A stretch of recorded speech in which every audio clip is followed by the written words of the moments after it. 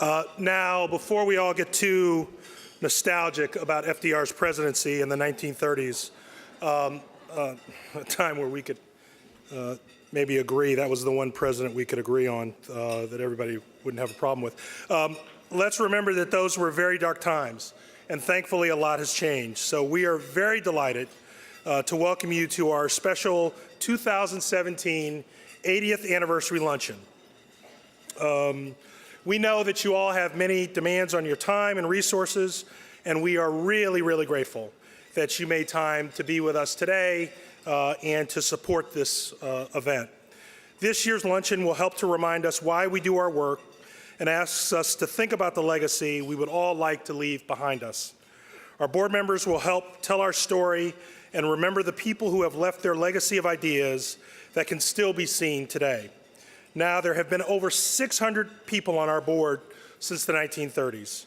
So we can't mention them all, and we can't include them all in the program that you have, but keep an eye out for a new addition to our archival webpage that will capture more of their stories.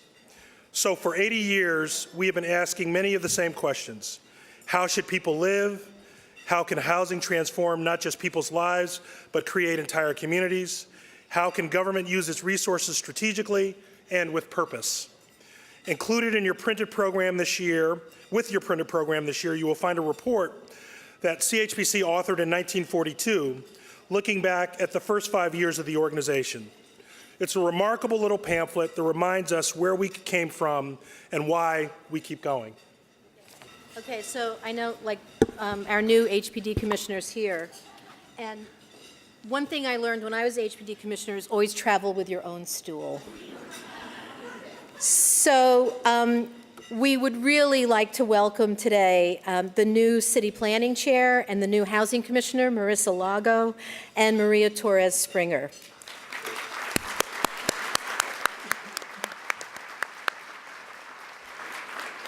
By leading the city's planning and housing agencies, you will both profoundly shape how future generations of New Yorkers will live and work. Ruth Ann Wisniewskis, Ruth Ann, are you here? She's supposed to be here, who led HPD and now has taken on the leadership of the state's housing agency.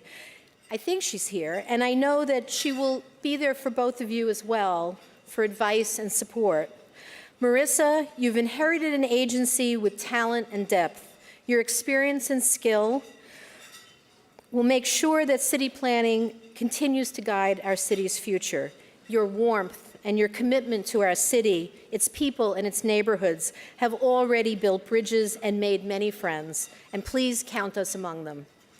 Maria comes to HPD from her post at the helm of EDC. Your smart and innovative leadership will be put to good use at HPD. You now run the largest and most productive housing department in the country. And we all look forward to your energy and drive being unleashed in the cause of affordable housing. Please know that we're here to help in any way we can. Our advice, as always, is optional, but we hope that our friendship will always be accepted.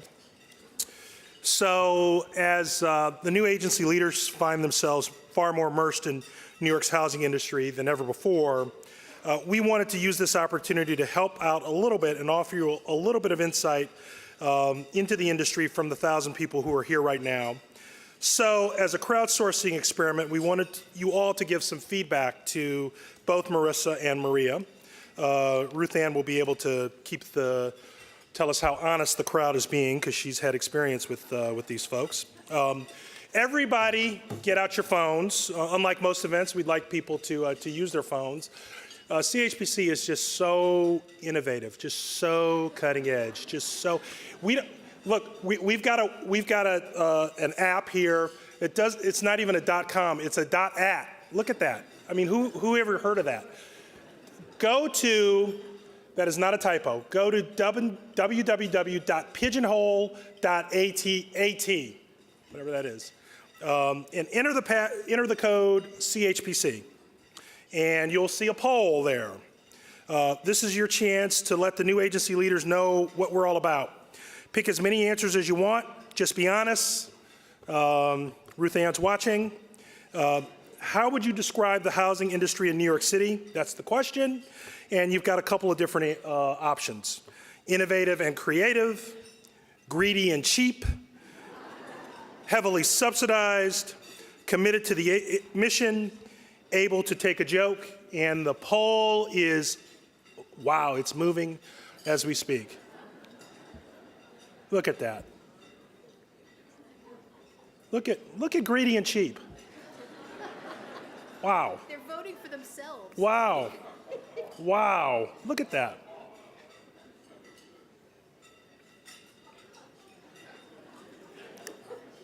Innovative. I feel like when you watch, when you go to either Yankee Stadium or Citi Field and you see the subway race, you're like, what's that? All of the above. Yeah, there should have been an all of the above. You can vote on all. You can just vote for all of them. All right. Okay, how much time, VOG, how much time am I supposed to give this? We're good. Okay, we're good? Okay. What was the result? You took it down.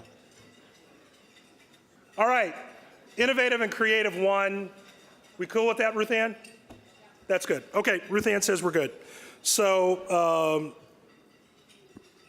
welcome aboard, Maria, Marissa, and Ruth Ann. Geraldine had to point that out to me. And to introduce our next award, please welcome to the stage Executive Deputy Commissioner at the Department of Homeless Services, Lucille McEwen.